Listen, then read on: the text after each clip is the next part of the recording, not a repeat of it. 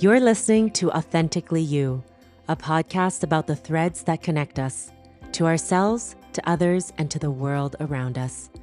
I'm Alfina Luck, actor, producer, and mentor. After more than 20 years both on camera and behind the scenes, I'm on a mission to help 1 million people learn to fall in love with being seen and heard, on camera, in life, and in all our relations. To be witnessed on your journey is to weave your evolution into the greater human story. Through stories, reflections, and raw conversations, we'll explore confidence, creativity, and the inner healing work that allows us to show up as our true selves. This is our space to embrace presence, connection, and the power of being authentically you. Hello, thank you for joining me today. First of all, I want to apologize for the length of time it's been since the last episode, but there's a reason for that, and that's actually why I'm here with you today. So what was I doing during that length of time? I mean, I had lots of ideas for podcast episodes, things I wanted to share, get really deep with you guys, but I got busy, right? Busy with life, busy with my family, busy with the holidays, busy with work, creating, building, all that stuff. But what is busyness? When we look at what causes us to be busy, I think it's become a pandemic where, it's good to be busy, but the hustle is real. And what I've learned from experience is that when we are in the mode of being busy, there isn't a lot of time to be still, to do nothing, to just be instead of to be doing. Just to give you a context of my history, my childhood growing up, I grew up with a single mom, with a sister, an older sister, and pretty much in poverty. My mom worked 4 jobs. I started working as soon as I was 15 years old, working young, earning my way, paying for my school education, and learning the hustle at a very, very, very early age. And so through that upbringing, there's this programming that happens inside my body that meets experiences with the core theme of scarcity, of survival. And so this survival mechanism that kicks in is actually really detrimental to my well-being. And so it was recently I was talking to my very, very best friend and trusted friend and intuitive healer, Adaisha, who I've mentioned before on this podcast. And she was asking me how I've been doing. And I said, oh, it's good, but it's been really busy. And when I shared with her what I've been doing, I'm trying to limit my work hours during the hours of when my daughter's in school and scheduling more time for exercise with my daughter, family time, and then some family time after dinner so that we create a container for connection because we are also busy with our lives, right? We're all entrepreneurs. My husband and I are both, and my daughter's in high school. She has her friends. And so the question she asked me was, what are you busy with? And I was like, oh man, you're right. What am I busy with? I mean, I'm trying to schedule my days so I'm less busy. I mean, we moved to an island out of the city for that purpose to slow down, but old patterns die hard. And the patterning of that busyness, it wasn't with my physical body and what I was doing. I'm fine. I'm filling my days with all these things, but the energy behind it, the busyness of it is actually the busyness of the mind. The busyness of the mind. You know that feeling when you feel like you're chasing something? Like as an entrepreneur, we're building something, we're creating. It's exciting, it's inspiring. We keep going, something happens and we're like, oh yeah, we got to keep going. We don't want to lose momentum. And then before you know it, you're on this hamster wheel trying to keep up with yourself. You're like tripping over yourself. And I naturally function at a really quick pace, maybe 5th gear or 4th gear. And I got to shift it down to 3rd gear. And then, I can cruise at maybe a 3, but, I really need to be at a 2 or 1 because it's all going to get done. There's no rush, right? And it's in that rushing to get it done because, we're going to miss the chance because the world is changing and there's all these things that we have to keep up with. And then we get busy, busy, busy. Everything is moving faster and we're busy in the mind and we're busy trying to catch up to ourselves and we can't. There's just no way. We can't. It's not possible. And so when I was away, I had all these ideas, but I was busy building, creating, and realizing that I was trying to slow down from the external. So I was trying to create the structure of being less busy. So I was sleeping more, which is not a bad thing.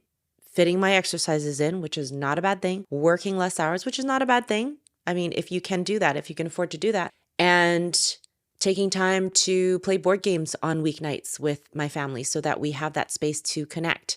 But during these times, even when I was in bed, my mind is racing with ideas, which was being masked as creativity, right? Yes, it feels like it's an inspiration that hits, but it's not the true connection to the source of inspiration because it's still with the mind. You know what I'm saying?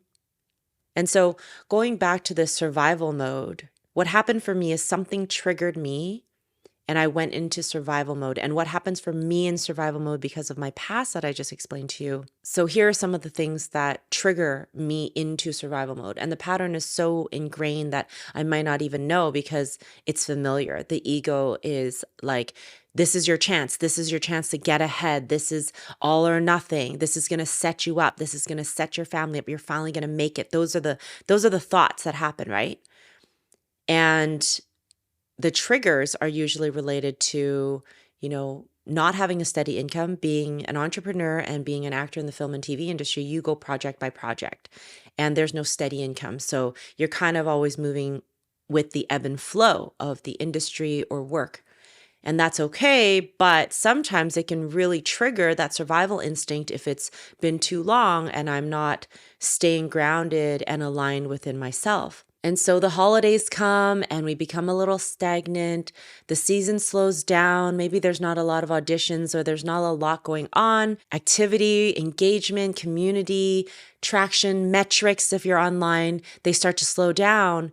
And for someone who comes from a survival mechanism when it comes to earning that comes from poverty, that's going to really trigger you into, oh my gosh, I gotta get this going. We gotta make this happen.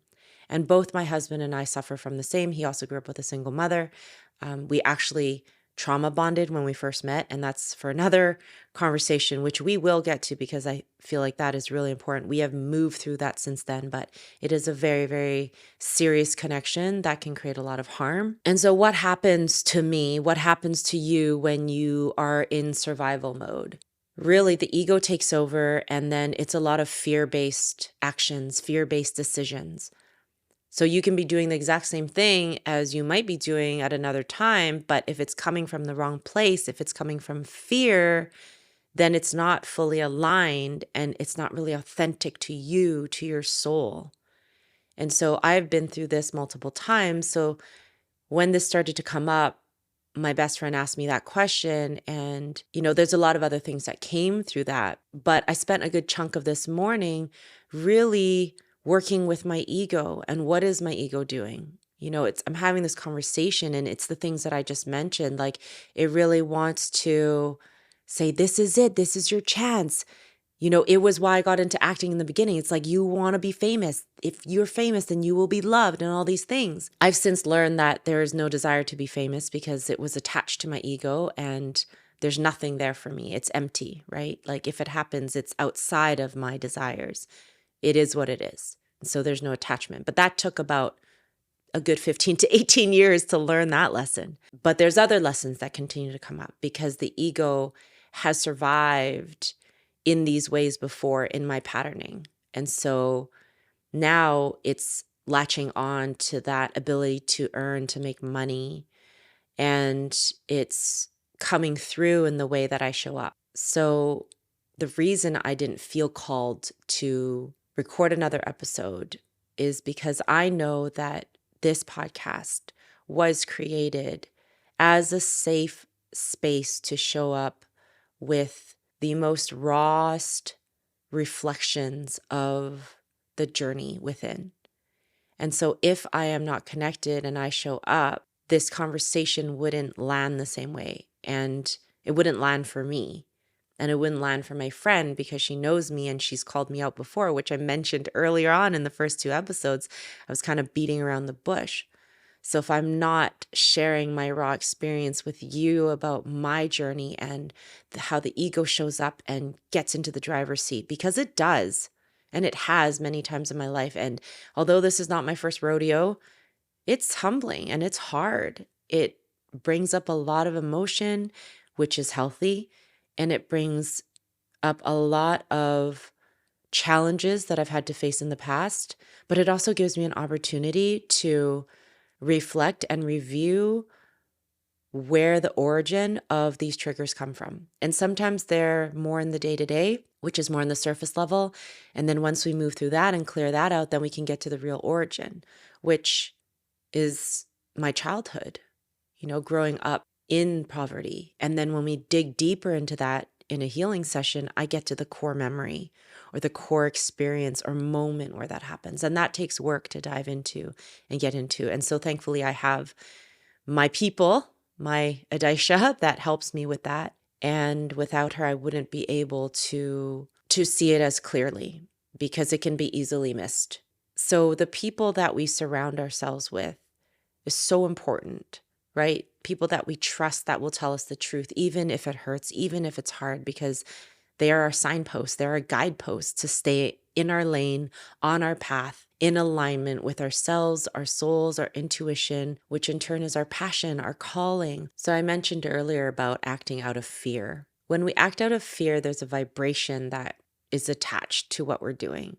So late last night, just after midnight, I launched a second community, a paid high ticket community. If you're in the online world, there's low ticket, mid ticket, high ticket. And this was taught to me when I first started showing up online over a year ago.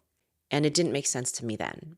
But yesterday it finally did, because I had a really amazing conversation with a gentleman named David, who has a school community as well. And he's doing really well. And he's just very humble and loves what he does and really looks at things from a person first perspective, coming from the business world. And so he gave me some feedback, which is not news to me, but for some reason, the way that he shared it landed differently. And so it shifted the way that I was seeing what I had been building. And so I launched it, and it was both scary and nerve-wracking to put myself out there in that way, because I don't know, promotions is very new to me. It's not something I do, but I'm learning to love the creativity of it, but it's still not something that's second nature to me. But it's like anything with putting yourself out there, even with an audition and, a job interview. There's a bit of nervousness and there's a bit of fear. And scientifically, in your nervous system,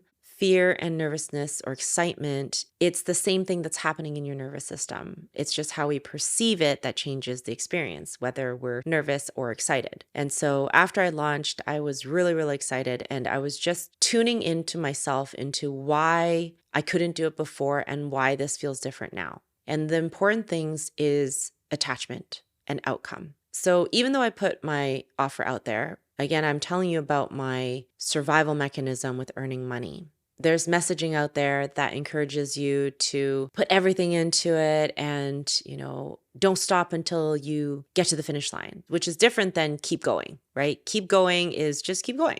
Just keep going. Just don't stop. Just enjoy the ride. Keep going. There's no goal. There's no end destination. It's just the journey. Just keep going. For me, it's so important to recognize that there's no attachment to the outcome. I don't know where this is going. Who knows where this goes? It may or may not work. It might or may not be the right step, but it felt right at the time, and I'm gonna push the button, publish it, and let it go. Just like auditions.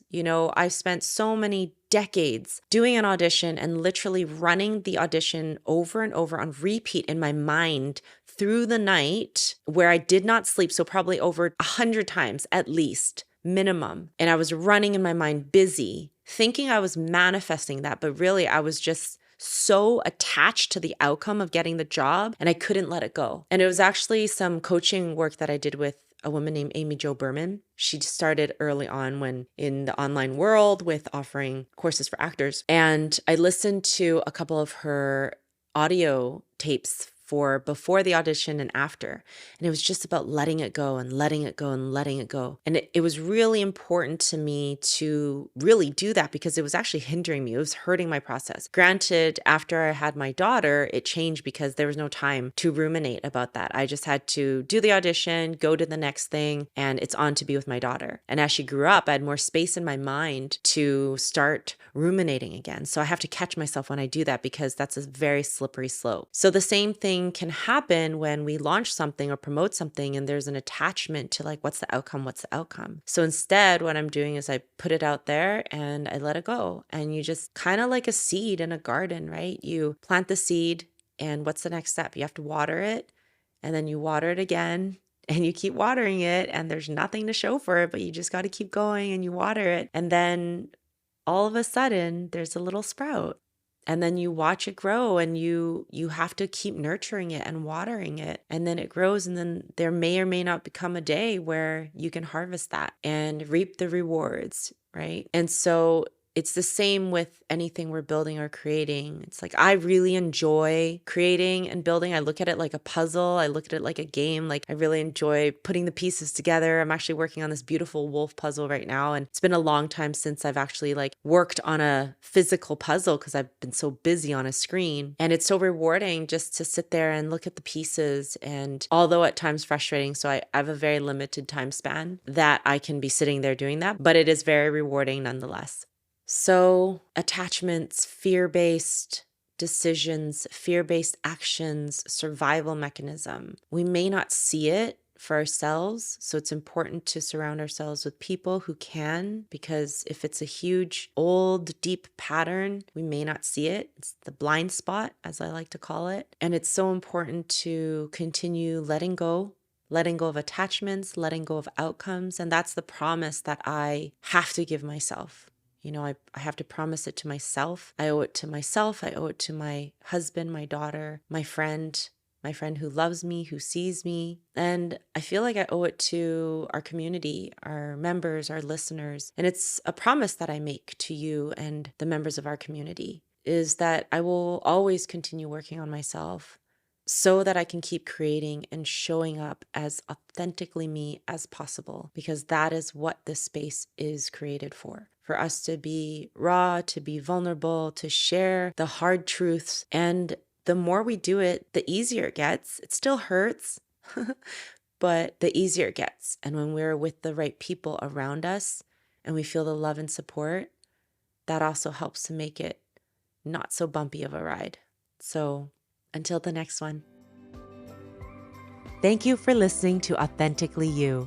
Join our community where honest conversations flow in real time. By listening today, you are one of a million on a mission and movement to grow in self-trust, be effortlessly confident on camera and in life. Because confidence isn't a performance, it's a practice of self-love.